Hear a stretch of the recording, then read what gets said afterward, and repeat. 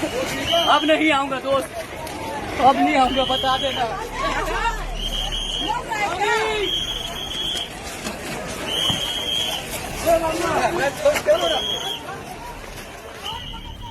जितना वीडियो मैंने यहाँ पर देखा है उसमें किसी पैसेंजर के ऊपर लाठीचार्ज नहीं हुआ है। जो हमारी फेंसिंग लगी हुई थी उसके ऊपर डंडा जरूर मारा गया है, क्योंकि लोग लाइन तोड़ करके जा रहे थे। ये उनके हित में और हम सबके हित में किया गया था। गर्मी थी धकधकતું सूरत, पसीने तरबतर शरीर, आंखोમાં ઘર પહોંચવાની આશા અને દિલમાં એક જ વિચાર કે ક્યારે ઘરે પહોંચીશું। આ બધા જ દ્રશ્ય જે તમે જોયા એ ગઈકાલથી જ સોશિયલ મીડિયા પર અનેક સવાલો ઉપજાવી રહ્યા છે। પણ જ્યારે સફર સંઘર્ષ બની જાય, સપનાઓ પણ થાકી જાય, ઉનાળાના વેકેશન, લગ્નની સિઝન અને કારખાનામાં જાહેર થયેલી રજાઓ બાદ સુરતમાં વસતા હજારો પરપ્રાંતિ મજૂરો વતનની વાટ પકડી હતી। પણ ઉધના સ્ટેશનથી જે દ્રશ્ય સામે આવ્યા એ હૃદયને હચમચાવી દે એવા હતા। મુસાફરોની સંખ્યા સામે ટ્રેનની અછત અને પછી કલાકો સુધી લાઇનમાં ઊભેલા એ લોકો ભૂખ્યા, તરસ્યા, બેચેન।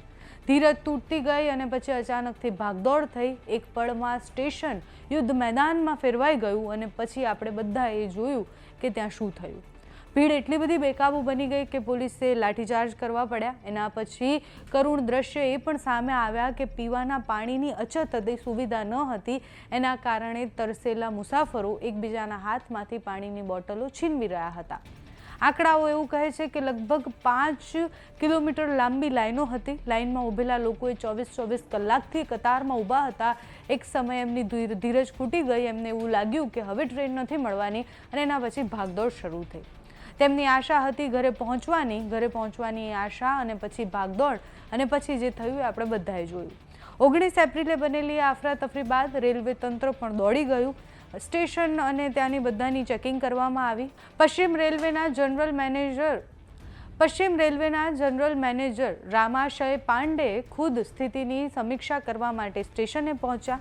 પ્લેટફોર્મથી લઈને એન્ટ્રી એક્ઝિટ પોઈન્ટ સુધી બધી જ જગ્યાની એમને સમીક્ષા કરી અને પછી જ્યારે મીડિયા સમક્ષ આવ્યા ત્યારે એમને કહેવામાં આવ્યું કે આટલી બધી ભાગદોડ થઈ ગઈ, આટલું બધું થઈ ગયું।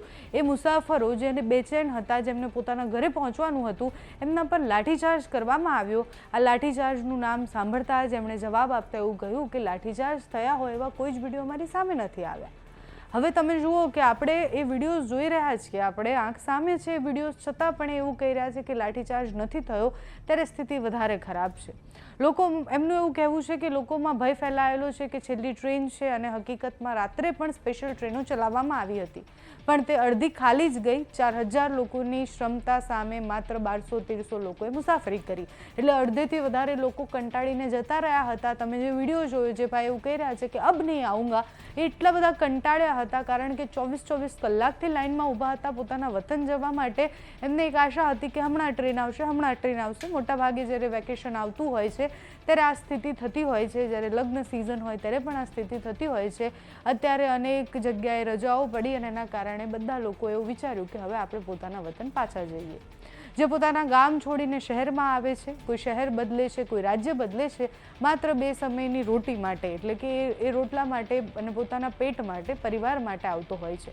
આપણે જ્યારે કહીએ છીએ કે લાઇનમાં ઊભેલા છેલ્લા માણસ સાથે પણ ક્યારેય ખોટું ન થવું જોઈએ, એ છેલ્લા માણસ સુધી બધું પહોંચવું જોઈએ, ત્યારે સાચો વિકાસ અને ક્રાંતિ કહેવાય। આ વિડીયોઝ જોઈને, આ ઘટના જોઈને આપણે સતત આવું જ્યારે જોતા હોઈએ ત્યારે તમને લાગે છે કે છેલ્લા માણસ સુધી ખરેખર બધું પહોંચે છે કે છેલ્લા માણસે માત્ર દંડા ખાવા પડે છે? કમેન્ટ્સમાં જરૂર જણાવજો। અત્યારે આ વિડીયોમાં બસ આટલું। જો તમે અમને યુટ્યુબ પર જોઈ રહ્યા હોય તો સબસ્ક્રાઈબ કરજો, ફેસબુક પર જોઈ રહ્યા હોય તો ફોલો કરજો, અમારા વિડીયોને લાઈક અને શેર કરજો।